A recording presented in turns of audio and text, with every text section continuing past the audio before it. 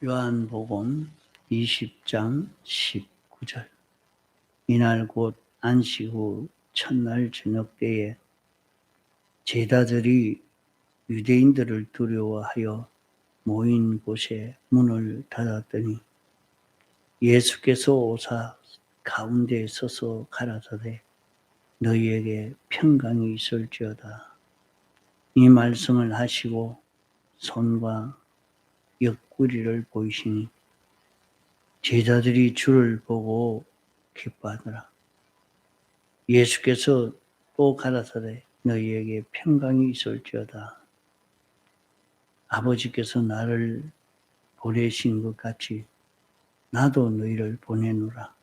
이 말씀을 하시고 저희를 향하여 숨을 내쉬며 가라사대 성령을 받아라.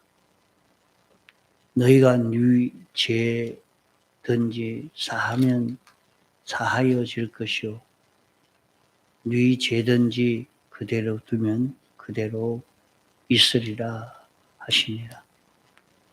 12 제자 중 하나인 디도모라 하는 도마는 예수 오셨을 때 함께 있지 아니한지라.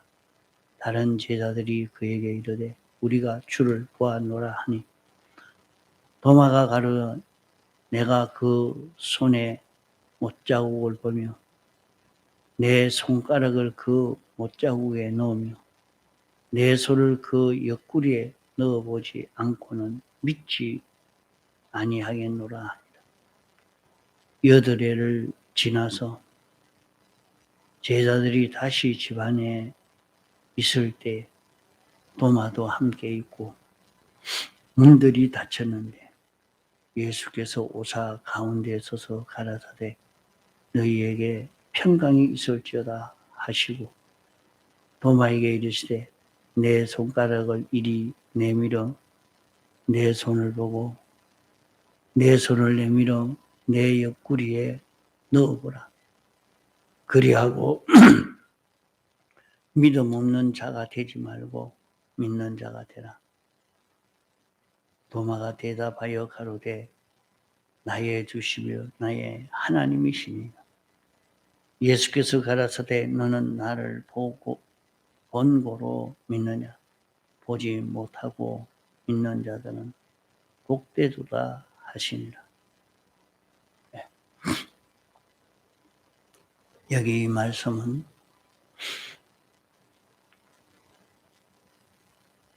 예수님이 부활하신 후에 안식 후 첫날 저녁 때, 그러니까 오늘날로 주일날입니다. 그 로마 병정들이 바리새인과 서기관들이 이 제자들이 모이지 못하도록 잡아 죽이려고 하는 그런 때입니다. 그러니까 죽음을 무릅쓰고 모여야 됩니다. 이렇게 모여서 기도하라고 한 대로 그들이 다락방에 모여서 문을 닫고 이렇게 모였는데 그 가운데 예수님께서 오셔서 너희에게 평강이 있을지어다 이렇게 말씀하시고 손과 옆구리를 보였습니다. 이것을 제자들이 보고 정말로 하나님이 예수님이구나. 우리 선생님이 맞다.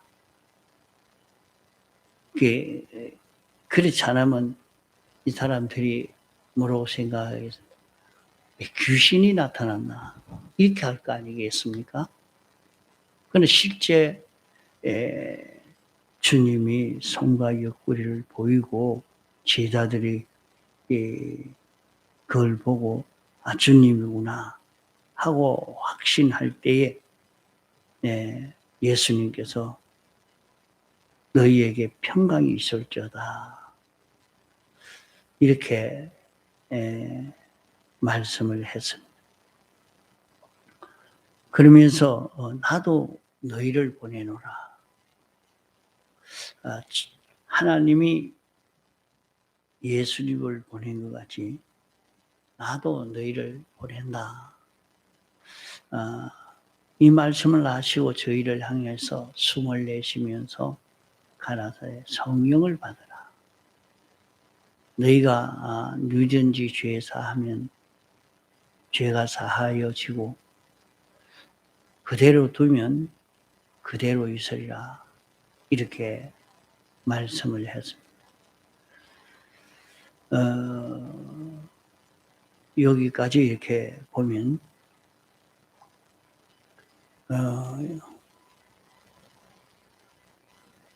예수님이 부활하신 후에 전체 제자들이 모인 그곳에 찾아오신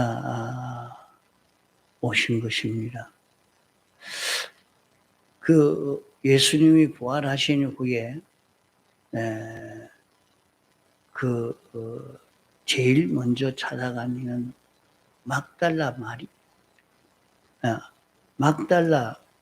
마리아에게 보였습니다. 그래 막달라 마리아는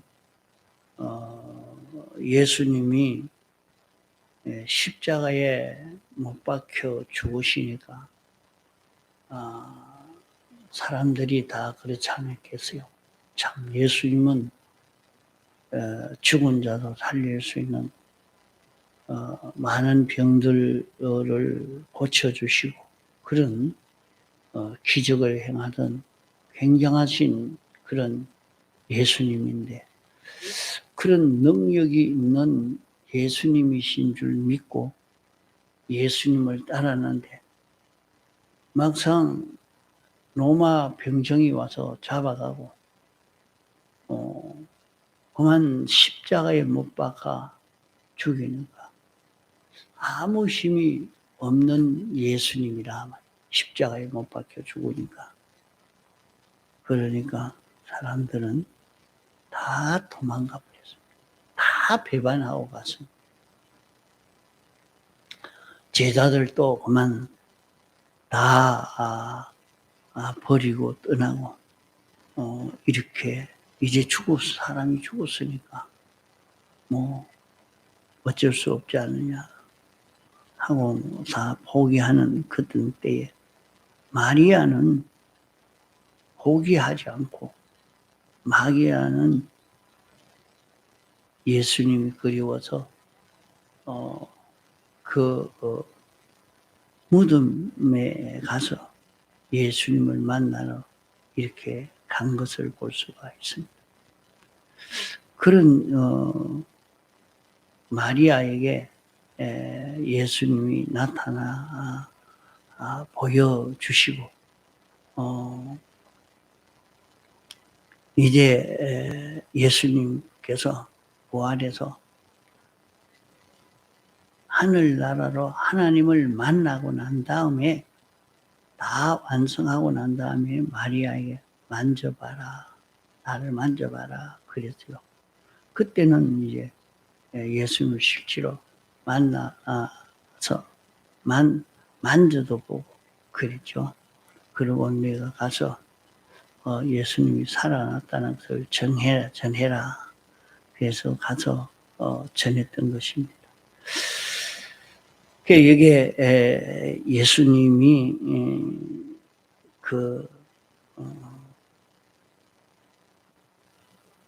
다락방에 모인 이때에 찾아와서 말씀하시기로 너희에게 평강이 있을지어다 이렇게 말씀했어요.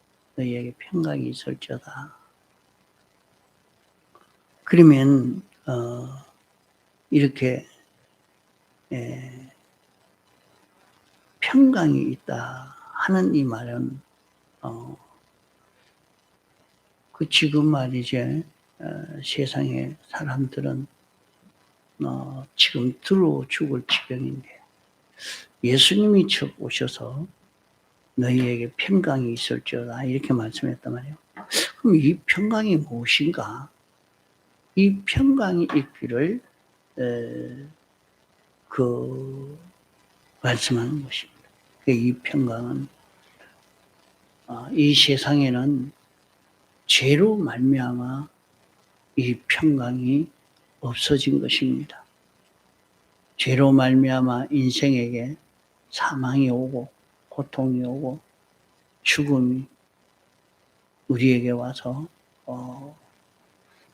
또 모든 만물의 저주 이로 인해서 온갖 자연재해로 인생들은 많은 고난을 당하며 살고 있는 인생입니다. 또 사람들이 서로 치고받고 싸우면서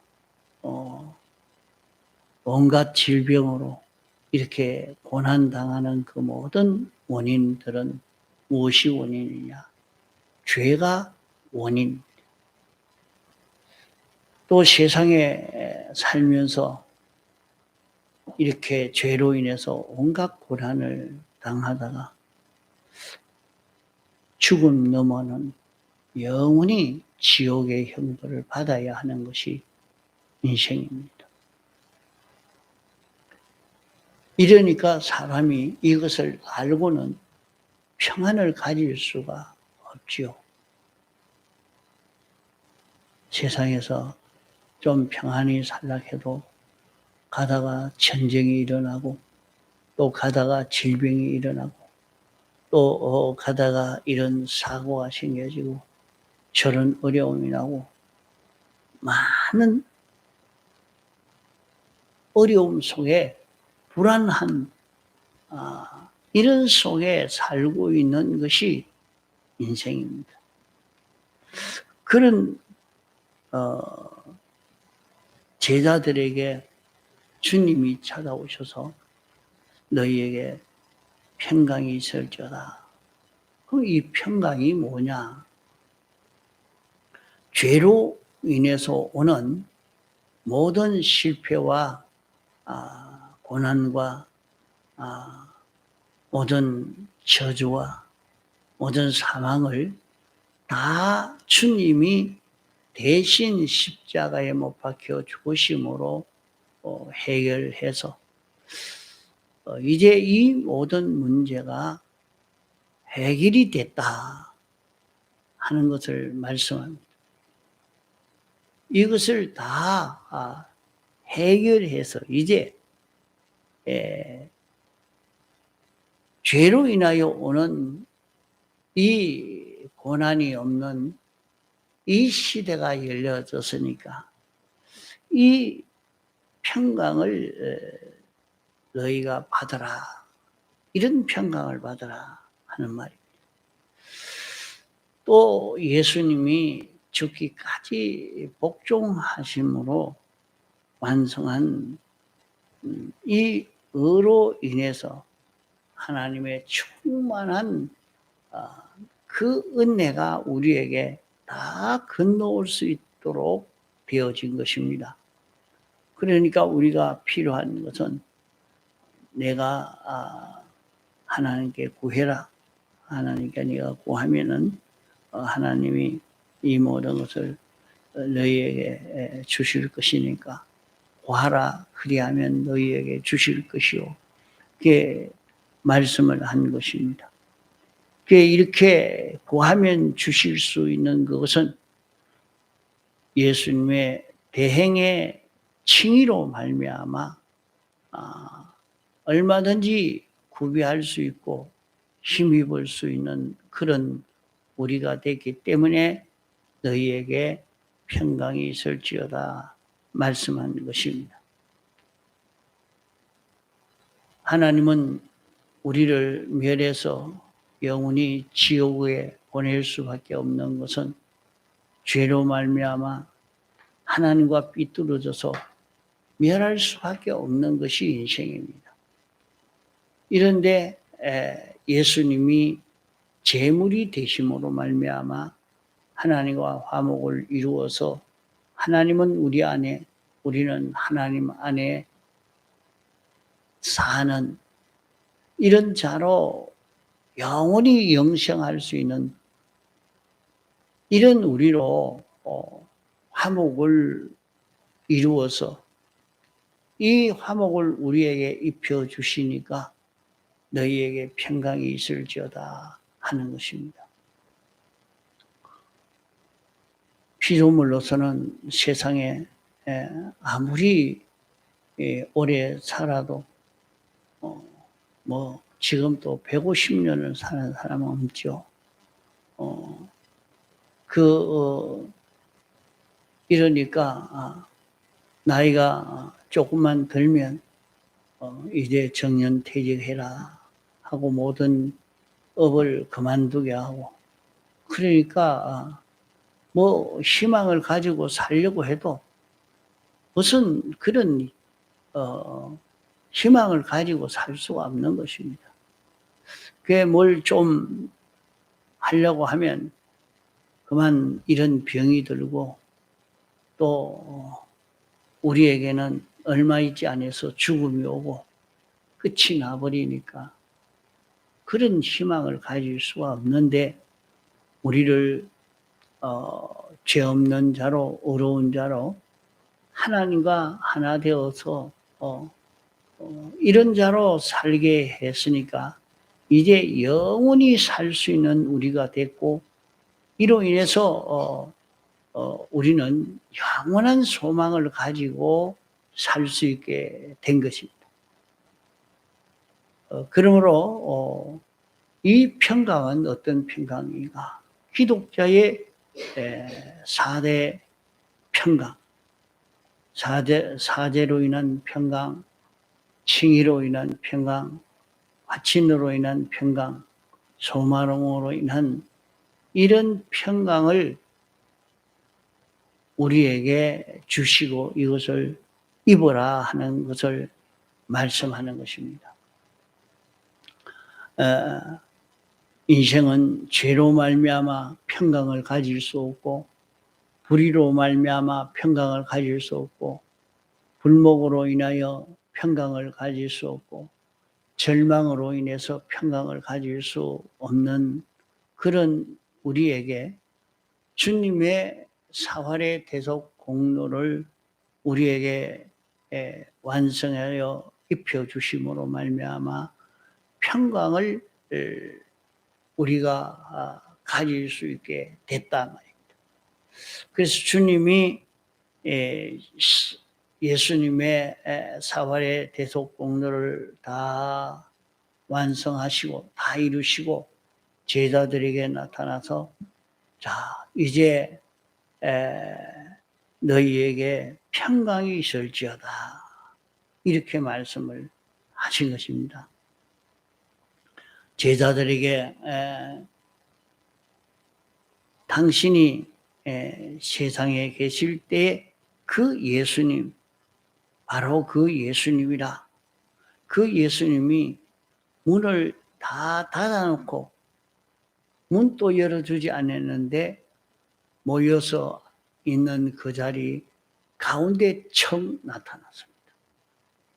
이제 이것을 보면 신령한 몸이 되어서 보이기도 하고 보이지도 않을 수 있는 이런 신령한 몸으로 제자들에게 나타나서서 너희에게 평강이 있을지어다 이렇게, 그러면 이 네 가지로 인한 평강입니다. 네 가지로 인한 이런 평강이 있을지어다 하시고, 또 제자들을 향해서 성령을 받아라 하시고, 이제 성령을 받아라.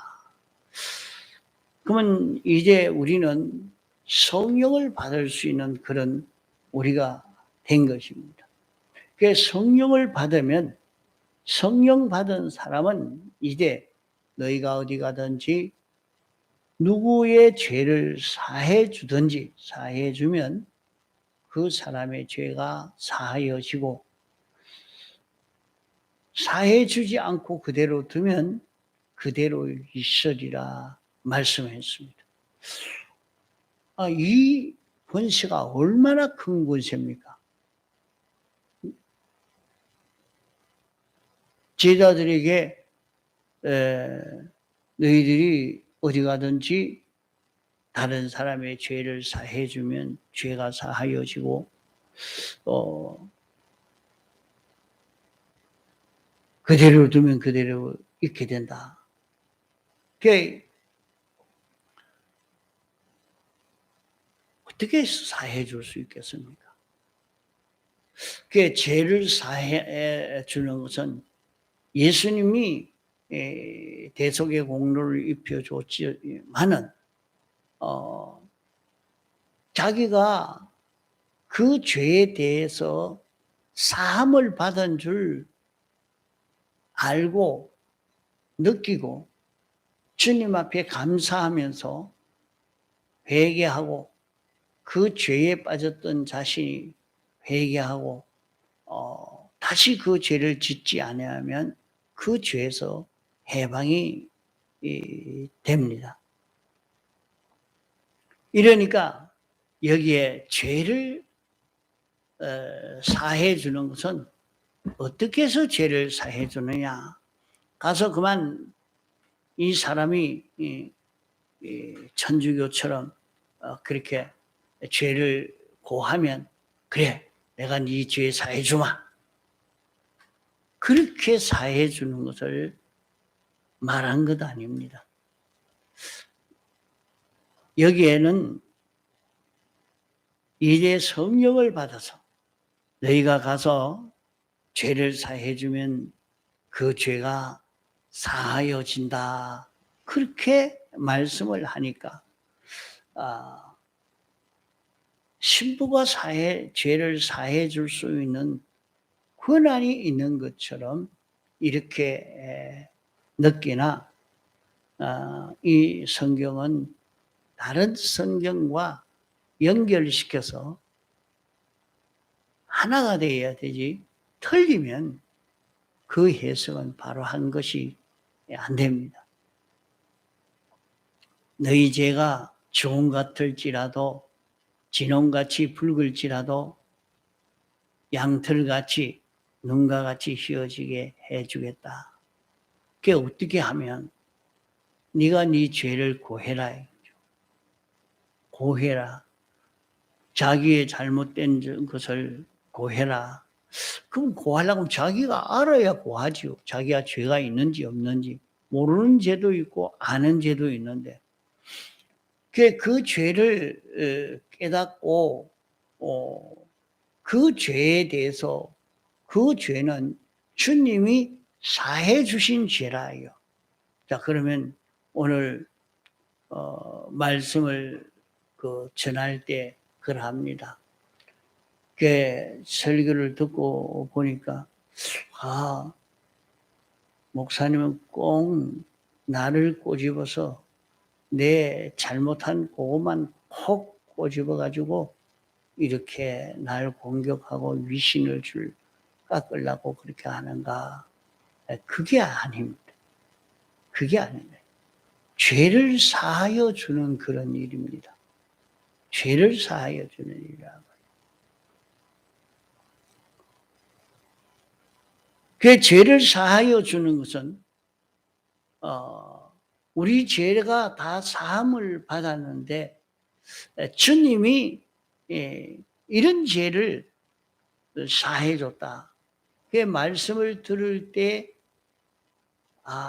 그래 참 내가 이면이 참 잘못됐어. 참 이것이 내가 고쳐야 될 것 맞다. 그렇게 깨달아지게 가르쳐 주려고 하니까 자기는 말씀을 듣고 참 내 속에 아무도 모르는 죄를 저렇게 찾아서 공개하나. 그렇게만 생각할 게 아니라 말이죠. 그 죄를 요런 죄가 내가 요 죄가 잘못됐다. 요런 삐뚤어진 것이 있었구나. 이것을 깨달아 느낄 때 그 죄는 다 주님이 사하여 주신 죄니까 사하여 주신 죄인 줄 자기가 알고 인정하고 이제 주님 앞에 자복하면서 내가 이런 죄를 지었습니다. 주님 용서하여 주옵소서 하고 죄를 다시 짓지 않는 사람이 되면 그 죄에서 완전히 벗어나고 그 죄가 없으니까 그 죄로 인하여 자기에게 오는 고난이 없어지게 됩니다. 그 사람들이 왜 나한테는 이런 고난이 찾아오느냐, 이런 고통이 계속되느냐, 여기서 벗어나지를 못하는가. 그만 거기에서 벗어나지 못해서 발부둥 치고 고통을 느끼게 하는데, 그거 다 죄로 인해서 왔고, 그 죄는 사함 받았고, 그 죄가 사함 받은 줄 자기가 알고 믿고 다시 그 죄를 짓지 않는 자기만 되면 그만 거기서 벗어나는 겁니다. 이러니까 오늘 우리는 자기가 지은 죄를 찾아서 회개하니까 그만 거기에서 아프던 것도 치료되어지고 모든 난제의 문제도 해결되어지는 그런 것을 경험하게 되는 것입니다. 평강을 누린단 말이요. 그런 평강은 이제 주님이 이것을 완성해서 내가 너희에게 입혀주니까 너희에게 평강이 있을지어다, 이렇게 말씀한 거예요. 그러니까 이 평강이 우리에게 왔는데, 나는 사제의 은혜가 왔고 칭의의 은혜가 왔고 화친의 은혜가 왔고 소망의 은혜가 내게 왔단 말이에요. 이것을 내가 알고 요 죄 때문인가. 그래서 주님 앞에 자복하고 회개하고 이제 다시는 이런 죄를 짓지 않겠습니다. 자, 이 죄를 회개하고 이 죄가 없는 나로 살겠습니다. 이렇게 각오하고 작정할 때는 그 다음부터는 평강이 오는 겁니다. 평강. 평강이 오는 것은 그 죄로 인하여 오는 고난이나 고통이 거기에서부터 이제 없어지는 이 역사가 우리에게 일어나게 된다는 거예요. 그래서 너희들이 가서 누구의 죄든지 사해 주려고 하면 사해진다. 사해진다. 그럴 때에 사해 줄 때에 그 죄를 사해 줄 때 그것이 그렇게 쉽게 되는 것이 아니고, 가만 보니까 주님이 우리 죄를 사해 주실 때 당신이 십자가에 못 박혀 죽으심으로 우리 죄를 사해 주신 것입니다. 그러면 우리도 어디 가서 그만 내가 너 죄 사해 주겠다, 그렇게 하라고 한 것이 아니고 자기가 대신 죽는 걸음을 걸어가야 됩니다.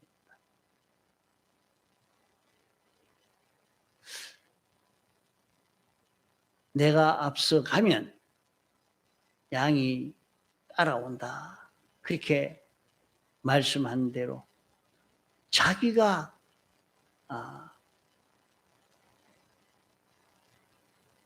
먼저 죽는 걸음을 걷는 이 걸음을 걸어가야 됩니다.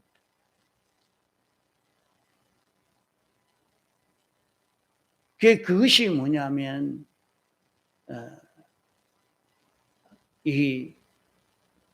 왜 내게 이런 죄를 말하는가 해도 말씀을 전가하면서도 자기 속에 있는 죄가 걱정이 되어서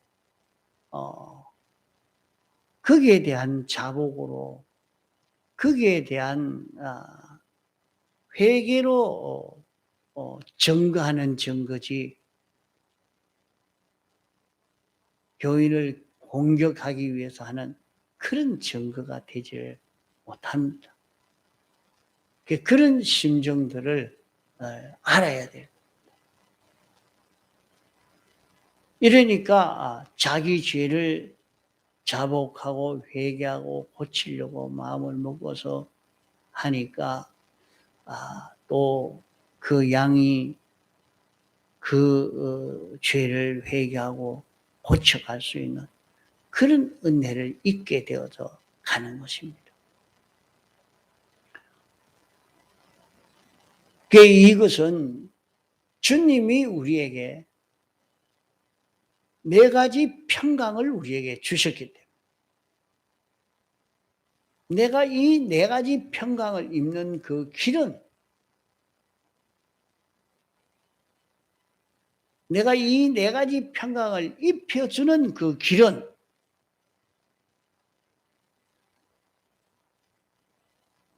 말씀으로 증거하면서 깨달아진 대로 자기가 자기를 고치고 회개하고 그 대속을 잊고 살려고 하는 여기에서 이것이 이루어져 가는 것입니다.